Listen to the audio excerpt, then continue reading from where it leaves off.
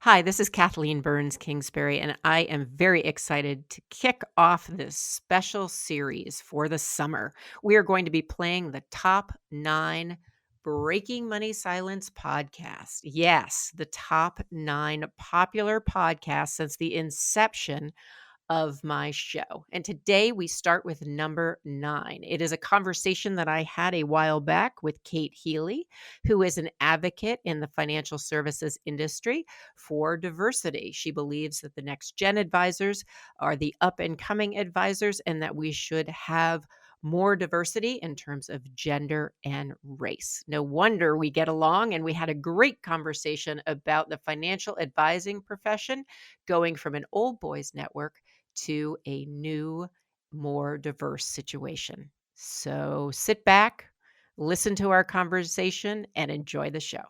We know that women control trillions of dollars in this market. We know that minorities are becoming the majority in this country, and they're college educated, and they've got money, and they have different money culture issues. And so we've got to learn about them and bring more of them into this profession so that we can all learn and get better skilled at serving the clients of the future.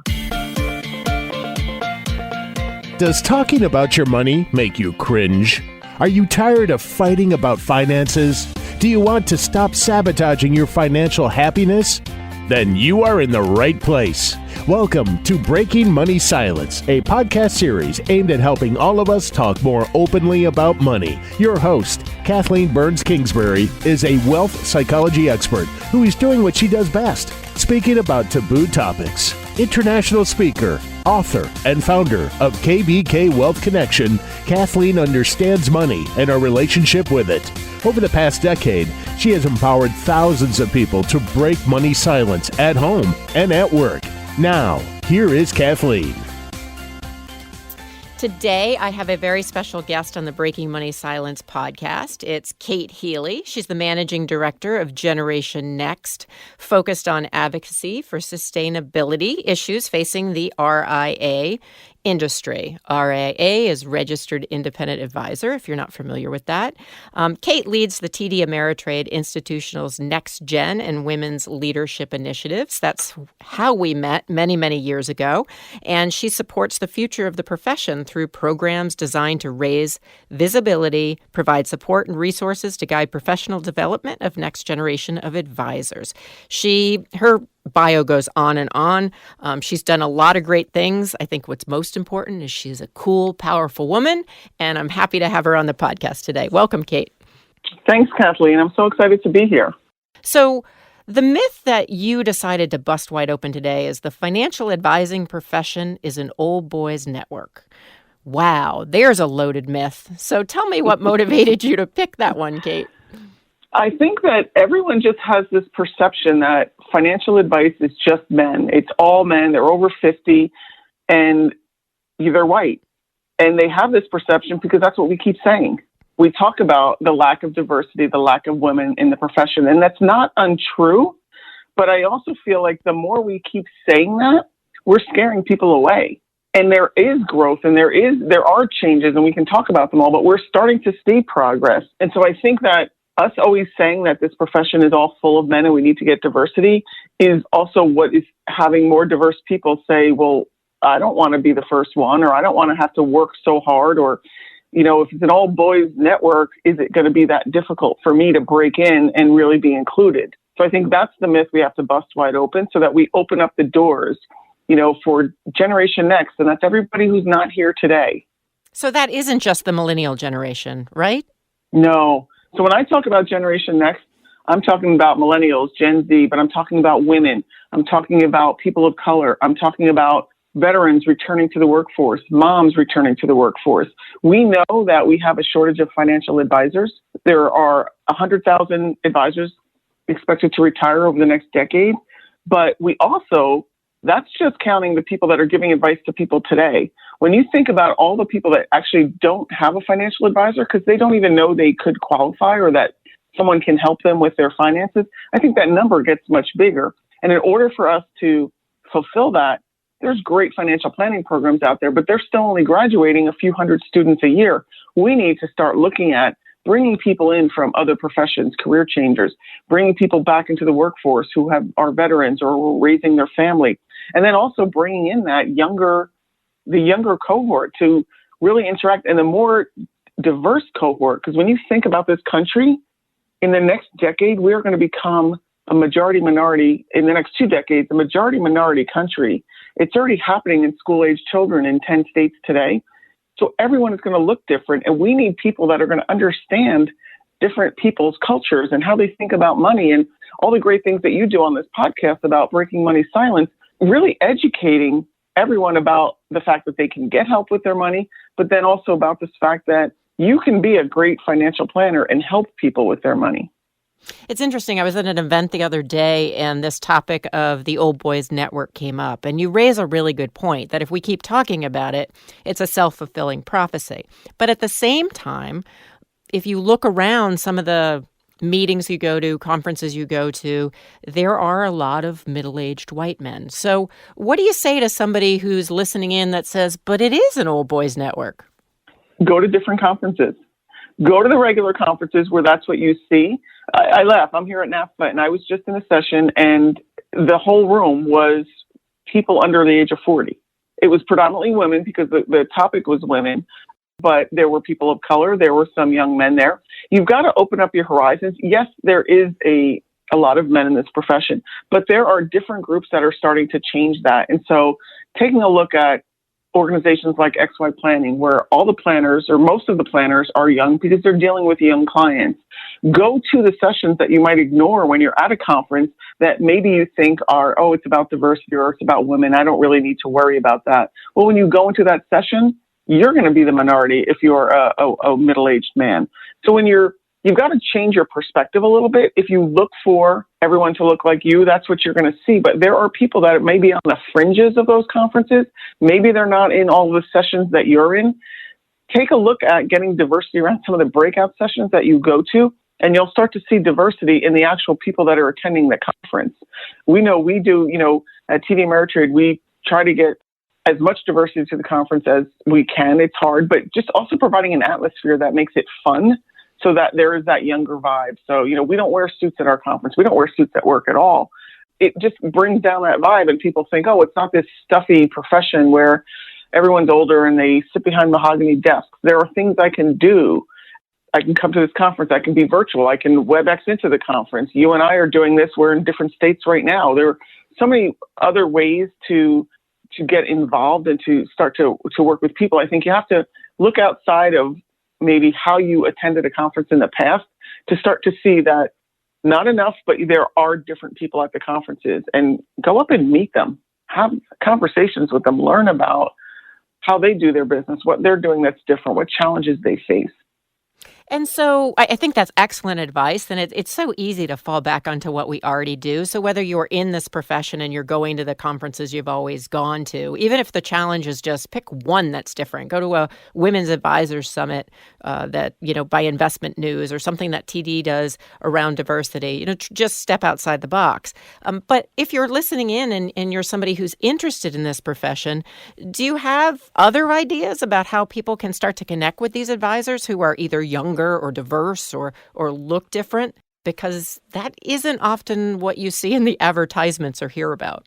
It's true. It's not. And we're trying to change that, right? We always say you can't be what you don't see. And if you don't see people that look like you, you don't think you have a place. But there are places. So I talked about XY Planning. The CFP board has their I Am a CFP Pro campaign that showcases people who are younger, people of color. But reach out to your associations. Like I'm here at the NAPFA, the National Association of Personal Financial Advisors. There's the FPA, the Financial Planning Association. They have local chapters. You can reach out. If you're trying to enter this profession, almost everyone in this profession will sit down and have a cup of coffee or have a Skype conversation or a phone conversation with you to talk about what you think about this profession and how you could get into it. I met a gentleman last night who is interested in this profession, but he just paid his own way to this conference. He's not a financial advisor yet, but he's interested in learning about it. So I gave him some tips. I said, look for the people that are in the XY Planning shirts. They've got a really cool model that is a virtual model.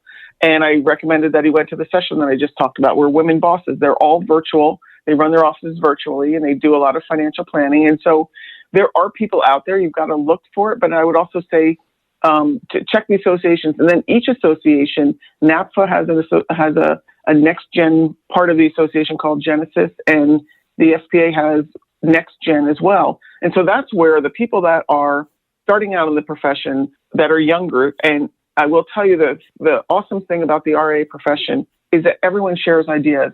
Everyone gives back. Nobody feels like anyone's a competitor. So they'll share how they started their business. Literally, we just talked about in the last session what software they use, how much they charge their clients, how many clients they have. Everything that you would think is the secret sauce that no one wants to share, everyone shared it freely because they know everyone's going to run their business differently, but there's no reason to not share how they got to where they are, how often they had to change and learn as they were going through.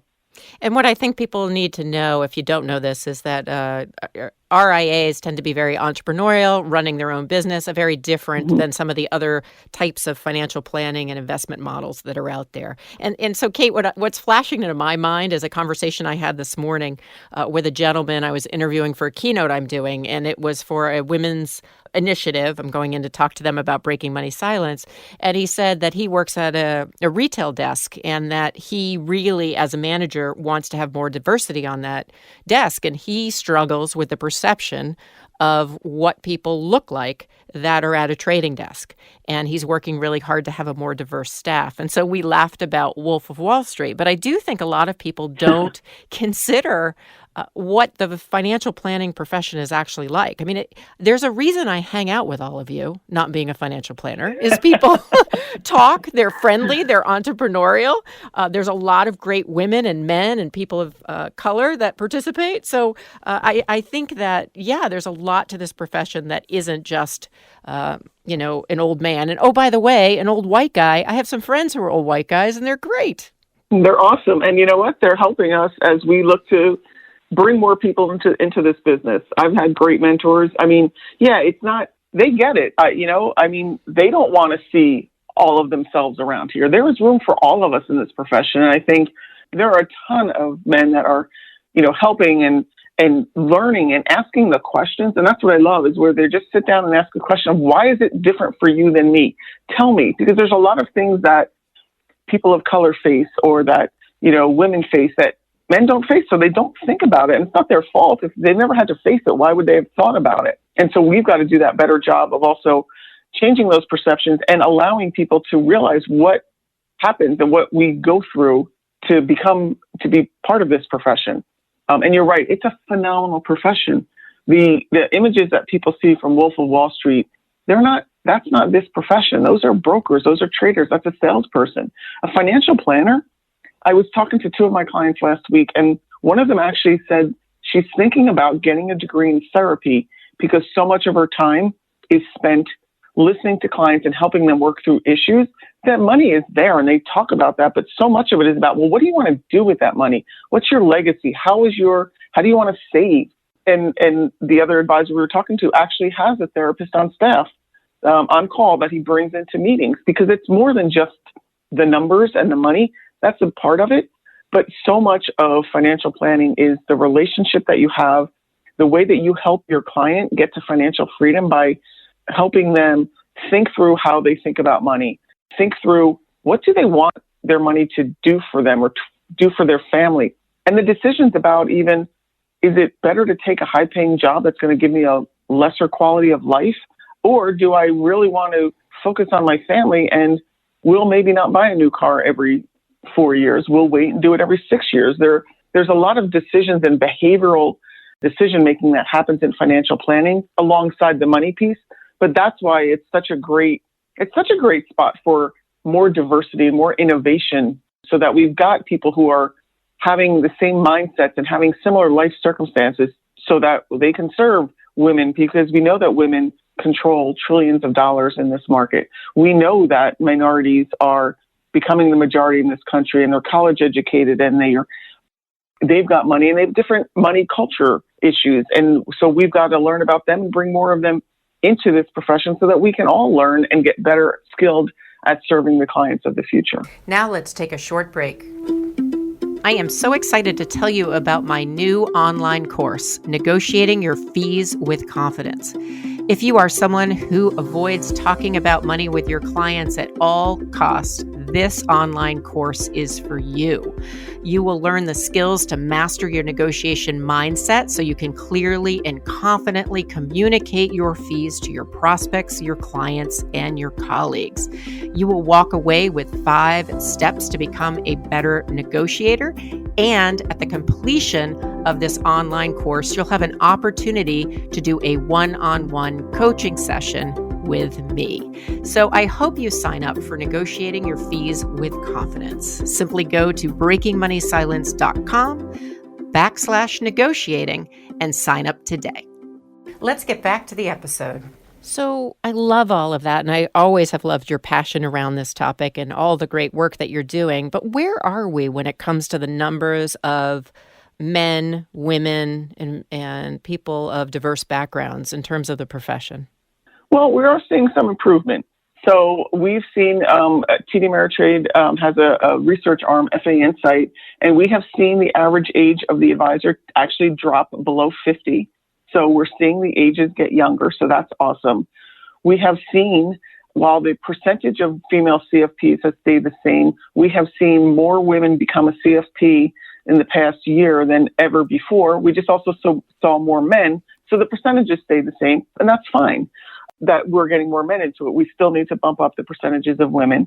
And we've also seen from a diversity perspective, we know that only 3.5% of CFPs are racially diverse. But last year, they grew at twice the rate of the other cohorts. So there is progress. It's starting to happen. We've got a long way to go. You know, it is a marathon. It's not a sprint. It's just kind of a movement, right? We're gonna have to measure this in a short-term, a medium, and a long-term impact. So there's things that we're going to do today where we bring people to these conferences and we see more diversity. But then that's going to help us create a more inclusive culture so that 5 years down the road, we are seeing more people becoming involved in the associations and their speakers. And then, you know, eventually 10, 15 years down the road, we'll start to see the numbers really change in a way that makes it a much more diverse profession. On the panel this morning, one of the women said, you know, her goal is to turn her business into one that helps create a place for more diverse talent to come and actually almost incubate their business, start to grow and give them like a soft landing so that they can start out and grow within that firm so that they can go out on their own. We've all got to start to do that. And so you have been in the business for a long time. You happen to not be a financial planner. I'm old. No, that's I'm older. We could compete over that, Kate. So we're both not financial planners, but we're very passionate about the field. We work, you work directly in the field. I work as a consultant to the field. I want to know from your standpoint, what has it been like to be a woman in this profession? And what are the things that you have learned along the way about yourself? And because I know you're so passionate, not just about women, but we're going to focus on women for a second, about this being a really great place, whether you're a financial planner or you're in a position like you're in, for somebody who is a new graduate or someone who's looking to change careers. And I really do want to bust that myth open that it's just a bunch of guys hanging out, which it's fine that it's a bunch of guys hanging out in certain places. Go to those certain places. But what makes it a great profession for women? And you've already told us where to hang out. You know, so we talked about some of it, right? It's the community that exists. I mean, there is no other. I just walked through 2 other trade shows coming back to my room. And, you know, one was a construction trade show and the other one was a behavioral trade show. But people are competing with each other. There's no place where you can come and have this community. You know, I entered this business in the 80s and I was very much on the finance side itself. And it was more male than female, but at the younger levels, at lower levels in the firm, it wasn't as lopsided. So I had a bunch of girlfriends and a bunch of guy friends, and we all started together.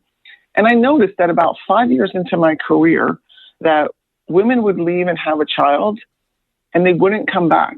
And it didn't occur to me until I'd been probably in this for maybe 7 or 8 years, where I turned around and I thought, where did all my women friends go?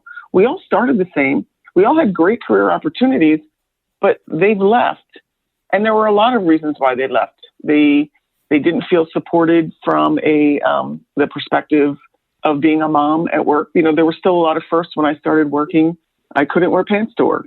And if you wore pants, you were sent home. I mean, there were a lot. It was a much different place.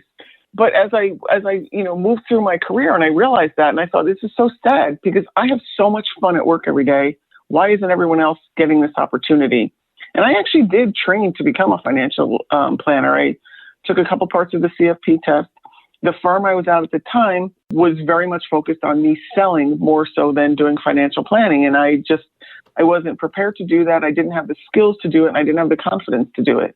And so I left, but I loved the idea. I always loved the idea of financial planning.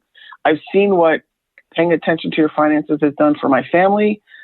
And so I've always thought it's so important that people have the ability to talk to someone. And so I've always been supportive of financial planners. I kid around that, maybe in retirement I'll become one, who knows? But I think it's such a great career. It's a phenomenal career for women. We are understanding. We've got empathy. We see the bigger picture. We start to think about things in a different way, that we can add a level that adds to what is already being done in financial planning today. Especially today, when we think about financial planning, everyone focuses on the investment piece, and that's so commoditized. A lot of that can be done by algorithms. But when you think about what's actually happening, you are helping people change their behavior. And so much of that is that it's that coaching. It's those innate skills that women often bring to the table, like relationship building and empathy, that we need more of. And so when I look around, when I see how this has changed, I'm very gratified and very excited because I do get to spend a lot of time with the younger generations, the more diverse folks. And they bring such a passion to this that they're going to help us change the game. Financial planning is celebrating its 50th anniversary later on this year. I'm so excited for the next 50 years because when I look at the group that are coming in, it's much more diverse racially. There's more gender diversity. And these folks are really passionate about what they're doing and how they're going to help people and change people's lives for the better by giving them financial planning. That I'm really excited about the growth of this business, this profession, but also how it's going to help Americans get smarter about their money because there'll be more financial advisors who are focused on people of all income levels and people who might not have assets to invest, but yet still need the advice piece of this. So, wow, there's so much to get excited about. I have to share this before I let you go, is that I often joke that I'm not a financial planner, but I could play one on TV. That I look the part, and I certainly do have a financial background and started out in finance as well. We went a little bit of a different direction, but the things you're talking about are the things that I think really do make this profession great, and the innovation and the entrepreneurship. And I know that one of the things that I try to do is mentor a couple of young women coming up who are interested in the profession, and had an opportunity to introduce one of those to you. She's great. And I'm wondering if you have any tips for people who are listening, whether they are in the profession, whether they're interested in the profession, or maybe it's just a parent who thinks, boy, my son or daughter might be someone who would really enjoy this as a career. Absolutely. It is a phenomenal career, and it's not about selling. It's about relationships. So I would urge everyone to talk to someone that's a financial planner. If you Google financial planner and put in your zip code, you're gonna find people. There's all different kinds of financial planners. I represent the registered investment advisor industry. They're very entrepreneurial, as you talked about. They're independent business owners. They're willing to talk to you. Look up financial planning degree programs at your local colleges. Talk to the program directors or students who are there. They are so excited. And that's the next generation. That's the future. And they're also, a lot of them will offer financial literacy classes or budgeting classes at your college campus. So if you're a parent and you're still trying to decide what your child is still trying to decide what their major should be, encourage them to look at the financial planning program. They may have to look for it a little bit in their school because in some schools it's in the business school and in other schools it's in agricultural economics. But if it's there, it's a great foray. At the very least, you'll become a smarter consumer if you take some financial planning classes, and you'll be better prepared for your own life. But I think that as you start to realize it, you'll get the bug. I sat next to a young woman at the InvestmentNews Diversity Summit last week, and she said, "Oh, I'm a career changer." And I said, "Well, what were you before?" And she said, "I was a social worker. I loved helping people, but I didn't know about this career. And when I found out about it, I got so excited because I could help people in a different way." And that's the kind of people that we're looking for. And so that's what I always encourage people is look for the helpers in this business. Look for the helpers, because you don't have to be in this business to be that. We can train you. We can do the work, but it's a place for people who want to help other people. Well, Kate, I always love hanging out with you and having these types of conversations. So this is Kate Healy from TD Ameritrade Institutional. Generation Next is what she's up to. She does really cool work. Where can people find out more about you and what you're up to? You can always follow me on Twitter, Kate Healy _TDA. That's where most of my activity happens. So if you see me on Twitter, you'll know where I am, what conference I'm at, what city I'm at, and you can pretty much follow me. And please, if you're at a conference I'm at, come up and say hi. Awesome. And I have to say, Kate is truly on Twitter. It's not her team. She responds. We interact. It's awesome. So thank you, Kate, Absolutely. so much for your time and for breaking money silence with me. Thank you, Kathleen. So if you've enjoyed this conversation today, please check out this episode as well as others of Breaking Money Silence on iTunes or your favorite podcast app. You also can shoot me an email with a question or a comment at kbk@breakingmoneysilence.com. And remember to share this podcast with a friend because it's the easiest way to break money silence in your life. Thanks for listening. Thank you for listening to Breaking Money Silence, hosted by Kathleen Burns Kingsbury, a wealth psychology expert, author, and founder of KBK Wealth Connection. If you like what you heard today, be sure to subscribe on iTunes or your favorite podcast app and leave a review. Also, share this episode with your friends and family. It is a great way to get the conversation started. For more money talk tips and information, or to hire Kathleen to speak at your next event, go to www.breakingmoneysilence.com.